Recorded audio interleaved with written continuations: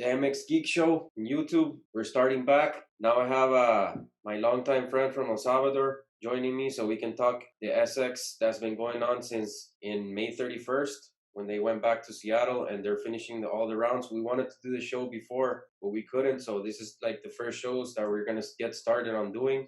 And this is the first one. So it's like the recap or the post-race show of the round 16 in Salt Lake City. And we're going to go over the 250 results. Chase Sexton won. To me, he looked pretty good in the race. I really thought that Shane McElrath was going to have more for him, but I could tell that from the beginning of qualifying and the heat race, like Sexton was just motivated to get it done. And you saw as soon as he made the pass, it was aggressive, but he needed to make it that way. So Shane didn't go and latch on to him again and catch him on. But I don't know what was your take, and we're gonna go over the results right now. But give me your take on the 250 race. Well, thank you. First of all, thank you for the introduction. It's nice to be speaking with you about something that we have shared for a lifetime, I would say by now. So it's great doing this show, and hopefully we will, continue having traction, just being consistent and being here every week, especially when the outdoors comes in.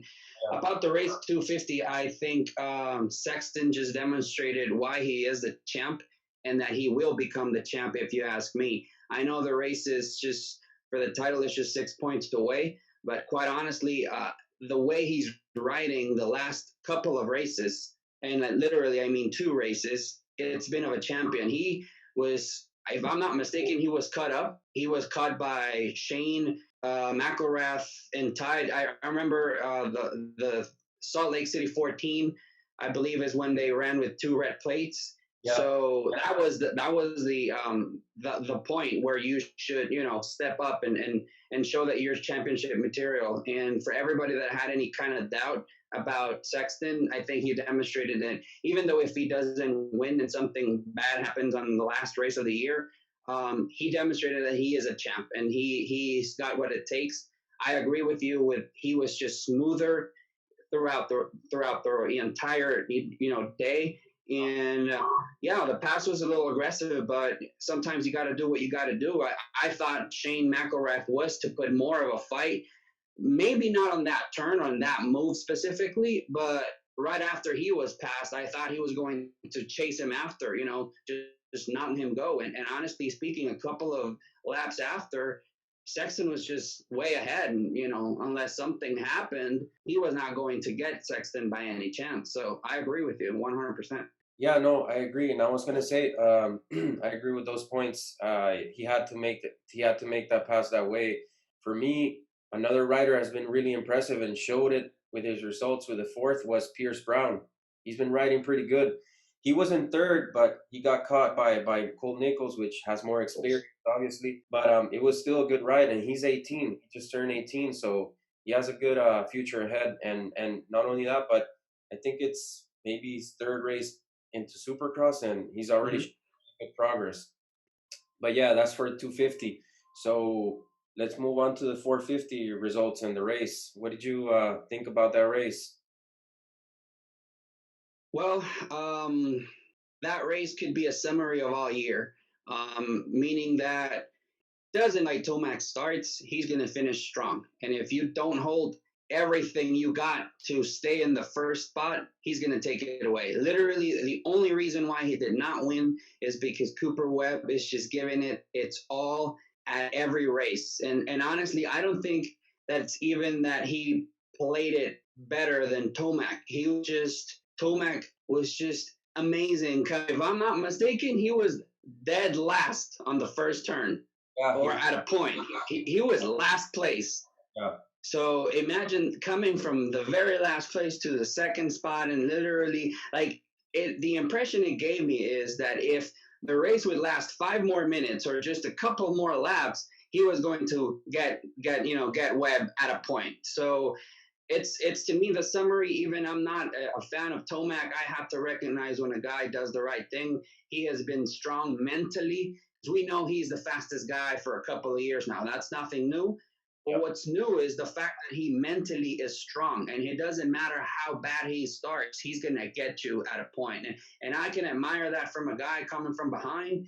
And I told you a couple of races back, it's in the bag. To me, it's Tomac. Tomac is the champion, and we'll have that celebration on Sunday.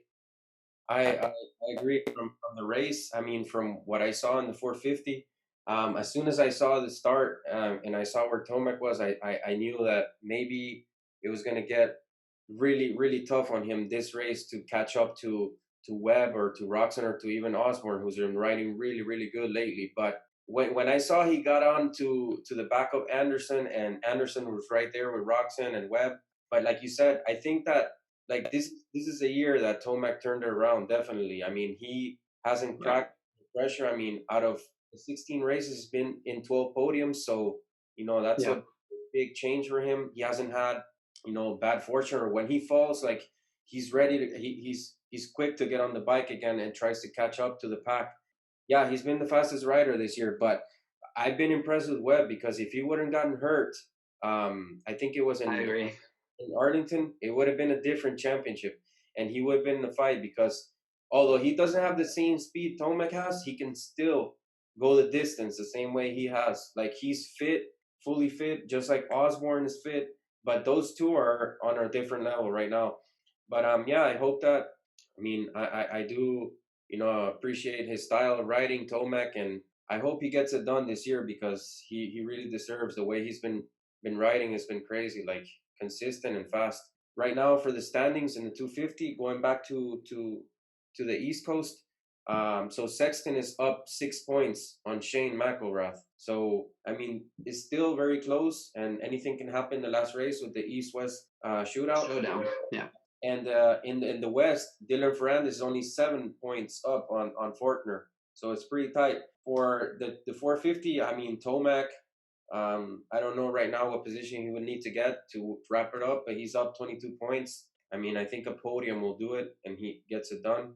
I don't think a podium is needed. I think fifth place or better is enough.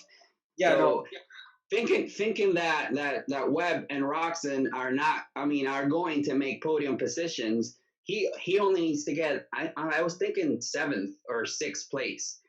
But I don't. Tomac is just he's gonna get it done and he's gonna do it in a good fashion. He's gonna want to go out in the podium. I think he's gonna win the race and make a statement and just demonstrate everybody else that if he had not won before, it's been because of other factors, not because he's not a good rider. So I think he's gonna win. But anyways, I just think he needs like a fifth place and it's done. Just so not don't fall down. Make yourself, hang on to the bar and finish the race. That's all. so if he wins on Sunday and gotta do the recap after the race, obviously, maybe the next day, we gotta celebrate his title, right? Yeah, you're gonna celebrate that alone. No, I'm kidding. No, I'm happy that if Eli wins, just because I think we're gonna have 4 to 6 riders the next year that are want to come back at Eli Tomac. We have a very interesting starting line, and Next year is and gonna. Tomac. Look, if Tomac wins, they're going to want to come back. I think if Cooper wins, if Cooper Webb is a champion, I don't think that's going to happen. But let's just pretend that it does. That is going to just take out of the picture in the championship, desire that Cooper Webb might not want to come back or might want to focus on something else or might not be as greedy as he is now that he wants to win. Because I see a greedy, in a good way, a greedy Cooper Webb that I want to keep on seeing. And the fact that if he does the double, I don't think that's going to happen the third year because I don't see it in him. This not talking about Cooper. It's just what I see. But if Eli does win, then I think we have AC coming back. We have Ferrandis moving up. We have Sexton moving up. Maybe McElrath. We have an amazing, Marvin you Moose know, is coming back. say that again. Marvin Muskin is probably coming back too next year, so that's another rider to add into the mix. Joey Savat is going to be healthy too. There's a lot of riders that got hurt, obviously, and couldn't race. But yeah, very very good points. Super good points by you. Um, And next, and we're gonna obviously now move on to the predictions for the season finale, which is gonna be really really awesome to watch because it all the championships come down to that race on Sunday. So it's gonna be pretty intense for both classes. The 250 East, West, and the 450. So, what are your predictions for the 250 East? Who wins it? Who wins it? I think I think it's Sexton. I think. Yes, that's what I think. He is again. He has showed me very important mental progress in the last couple of races. I thought he was going to back down. To be honest, Shane McElrath was strong. He was coming at him. He chased him. He tied him. And then Sexton just lead him again. So I think that momentum is going to carry for this Sunday and that he's going to get the job done. Also, I think the very same thing for Dylan Ferrandis. They both want to leave. I'm sorry, I'm getting a little ahead, but I think that they're both in the same position in which they need. Sexton is 6 points up from McElrath, and Ferrandis is 7 points up from Faulkner. So pretty much the same position. One spot is at 1 point is a difference. So pretty much, I think that all they have to do is get the podium, both of them, and I think they both will get the podium positions. I'm not sure who's going to win the race, but I think they will both wrap it up and leave the 250 class as champions, each East and West. So you think that? So if you say that, because remember, it's the East and the West. So you think that maybe first place might be by Fortner, second. I think so. Yeah. Yeah. I think that if you throw in the mix a nothing to lose person like Jet Lawrence that wants to again show he can be in the podium, Shane, like Cole, there's a lot of people in play, even Pierce Brown, like all the ones that want to make a final impression on their teams. That's true. I agree on. I'm gonna follow up with you on the predictions. I have Sexton winning it too, and I have Dylan Ferrandis winning it too. Again, both of them are gonna repeat in my opinion, but it's gonna be interesting. I mean, anything can happen, and in the 450, I'm taking Eli. Obviously, he's gonna win it, I think, and yeah, finally, it's gonna get interesting next year, the 450. Yeah, I think you're right, and it's interesting I think to me, and this is obviously my personal opinion about it. I think the 250 race it's going to be more interesting because you're going to be, you're going to have the calculator with you, as they run, calculating points, who's up, who's down, because it's the showdown. So wait. So give me a podium finish for the 250 then. Say that again. Podium finish for the 250. Oh man. Well, let me say Faulkner is taking the checkered flag. Okay. Second place, I'm going to give it to Dylan Ferrandis just because he is a little more intense than Chase Sexton. Okay. Sexton is going to take third, and I am going to say Pierce Brown is finishing fourth as a bonus. Okay. My podium, I think Shane is going to win the race. Actually, I'm gonna put Fortner in second and third Sexton. So you're leaving out of the podium Ferrandis? Yeah, and not because of his speed, but because of his starts.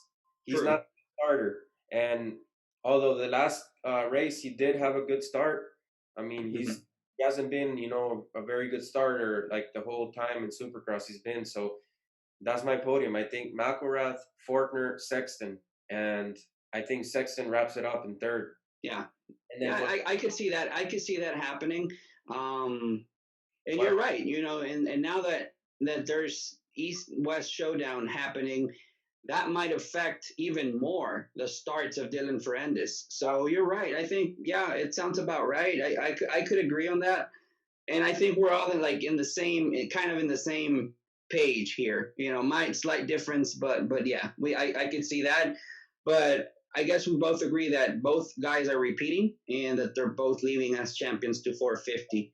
Definitely, that's something that Dylan has to correct. 450, if you start wrong, if you start slow, it's gonna you're not gonna be able to be in the final mix. Yeah. I mean, obviously you see it from Eli coming through the pack, but it's not the same being your first year. Look at, I mean, what was the good thing about AC. That AC is a good starter. Obviously, he crashed a lot, but he was up there running a lot. A lot of the times, he was up Yep. there, with the top five group. But that's going We to can get. see that. We can see that. There's a live example of what you're saying, and it's Zach Osborne. Yeah, As soon as he started having better starts, look at the difference. Look at the I three mean, straight podiums if I'm not wrong. So that's a big game changer in 450. I think that Dylan is going to do good eventually, but the 450 is gonna. I mean, it's going to be a real change and a shock for him. Yeah. AC is going to be in the second year. You have veteran guys that are not going to just let you go by. Like they do in the Wow. four. I mean, they're veterans Yeah. and champions, and yeah. So for the 450, my podium, first place, Jason Anderson for me. Second Interesting. second place, Ken Roxon. Third, Cooper Webb. You're leaving Tomac out of the wow. I think That sounds more like my podium than actually your podium. So I was thinking over, and I'm thinking that Tomac is going to settle for a fourth and a fifth, and that's going to be fine for him because he's not going to push, to the limit to risk it to, fall or get, although maybe Cooper is going to want to bunch up the pack, if he's in first and he sees Tomac is in second or whatever, but just like what happened with Dungey in Vegas, that race, you Tomac was doing the same thing. He was letting Dungey get close to him. But yeah, I have Jason Anderson pulling the finale. I don't know why I have that feeling that he's been building and building, and I think he. I don't know. Hopefully he can get it done. Jason Anderson, second Ken Roxon, and third Cooper Webb. okay, so I am saying first is going to go. It's tough. I want to say Ken Roxon just because I want him to close strong, but let me go with Cooper Webb in first place. I am going to say Eli Tomac in second place, and I think Ken Roxon will be third. The three guys that have been giving us a nice closure here, and are keeping is just we know who's going to win because we all know it, but we can't just say yet because these two other guys have been very strong throughout the year. And you said something key earlier.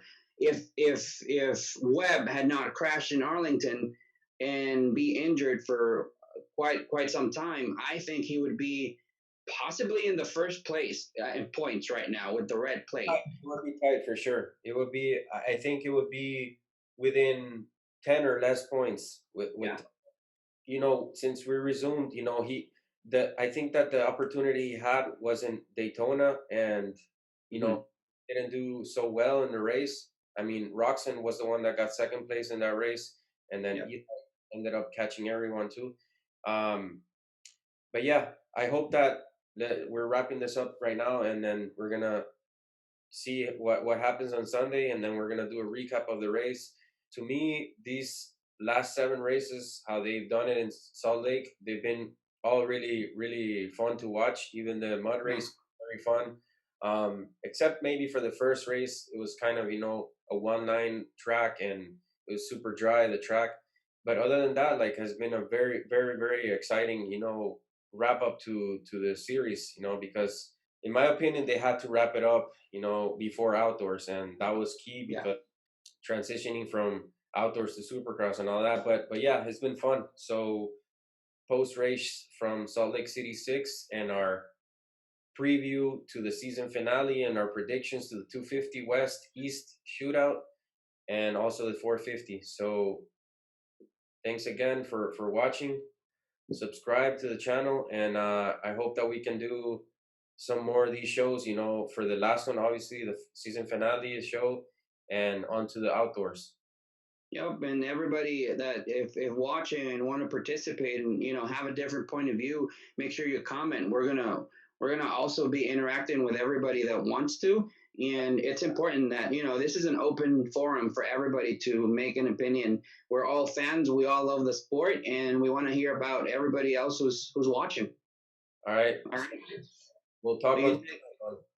take good care. I'm not celebrating Tomax, but I'll be watching the race. Okay. All right. All right. Bye bye. Bye.